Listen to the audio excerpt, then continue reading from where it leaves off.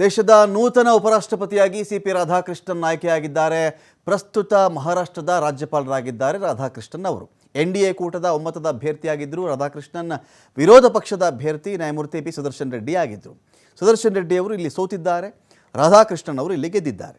ಒಟ್ಟು 767 ಮತಗಳ ಪೈಕಿ 452 ಮತವನ್ನು ಗಳಿಸಿದವರು ರಾಧಾಕೃಷ್ಣನ್.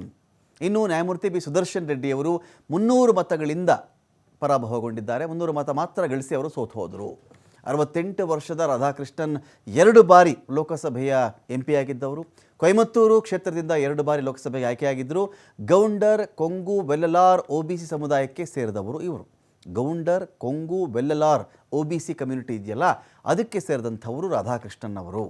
ರಾಧಾಕೃಷ್ಣನ ಗ್ರಾಮ ತ್ರಿಪ್ಪೂರ್ನಲ್ಲಿ ಜೋರಾಗಿ ಸಂಭ್ರಮಾಚರಣೆ ಇದೆ. ಇನ್ನು ಅಡ್ಡ ಮತದಾನದ ವಿಚಾರಕ್ಕೆ ಬಂದಾಗ ನೋಡಿ, 788 ಮತದಾನಕ್ಕೆ ಅರ್ಹ ಸಂಸದರಲ್ಲಿ 767 ಮಂದಿ ಮಾತ್ರ ಮತವನ್ನು ಚಲಾಯಿಸಿದರು. 788ರಲ್ಲಿ 767 ಜನ ಮಾತ್ರ ಓಟನ್ನು ಹಾಕಿದ್ದು. 98.2% ಮತದಾನ ಆಗುತ್ತೆ.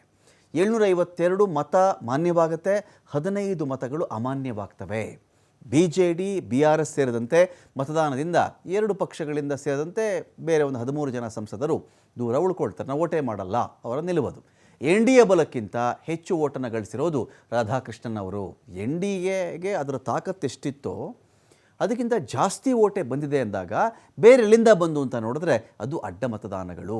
ಇಂಡಿಯಾ ಕೂಟ ಅಂತ ಕರೀತಾರಲ್ಲ, ಇಂಡಿಯಾ ಕೂಟದಿಂದ NDA ಅಭ್ಯರ್ಥಿ ಪರವಾಗಿ ಅಡ್ಡ ಮತದಾನ ಅಂದರೆ ಇಂಡಿಯಾ ಕೂಟ ನೀವು ಯಾರಿಗೆ ಓಟ್ ಮಾಡಲೇಬೇಕು ಅಂತ ಕೇಳಿಕೊಂಡಿರುತ್ತೋ ಅವ್ರಿಗೆ ಓಟ್ ಮಾಡದೆ NDA ಅಭ್ಯರ್ಥಿಗೆ ಓಟ್ ಮಾಡಿದಾಗ ಅದನ್ನು ಅಡ್ಡ ಮತದಾನ ಅಂತ ಕರೀತಾರೆ. ಆ ಅಡ್ಡ ಮತದಾನ ರಾಧಾಕೃಷ್ಣನ್ ಅವರ ಪರವಾಗಿ ಇಲ್ಲಿ ಆಗಿದೆ ಅಂತ. ಸೊ ವಿರೋಧ ಪಕ್ಷದ ಅಭ್ಯರ್ಥಿ 315 ಮತವನ್ನು ಗಳಿಸ್ತಕ್ಕಂಥ ನಿರೀಕ್ಷೆ ಇತ್ತು, ಆದರೆ ಅವ್ರಿಗೆ ಬಂದಿದ್ದು ಬರೀ 300 ಓಟ್ಗಳು. ಹಾಗಾಗಿ ಈ 15 ಮತ ಇತ್ತಲ್ಲ, ಇದು ಕ್ರಾಸ್ ವೋಟ್ಸ್ ಅಥವಾ ಅಡ್ಡ ಮತಗಳು ಅಂತ ಕರೀತಾರೆ. ಅದನ್ನು 15 ಮತ ಕಡಿಮೆ ಗಳಿಸಿರೋದು ಸುದರ್ಶನ್ ಅವರು. ಇಂಡಿಯಾ ಬಣದ ಸಂಸದರು ಇಲ್ಲಿ NDAಗೆ ಮತ ಹಾಕಿದ್ದಾರೆ. ಹಾಗಾಗಿ ಇಂಡಿಯಾ ಕೂಟದ ಅಭ್ಯರ್ಥಿ ಸುದರ್ಶನ್ ರೆಡ್ಡಿ ಅವರು ಸೋಲ್ಬೇಕಾಯಿತು.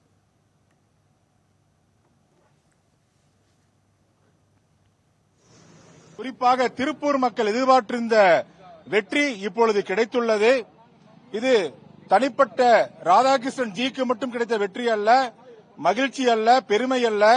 இது ஒட்டுமொத்த திருப்பூர் மக்களுடைய பெருமை படக்கூடிய விஷயமாக கருதப்படுகிறது.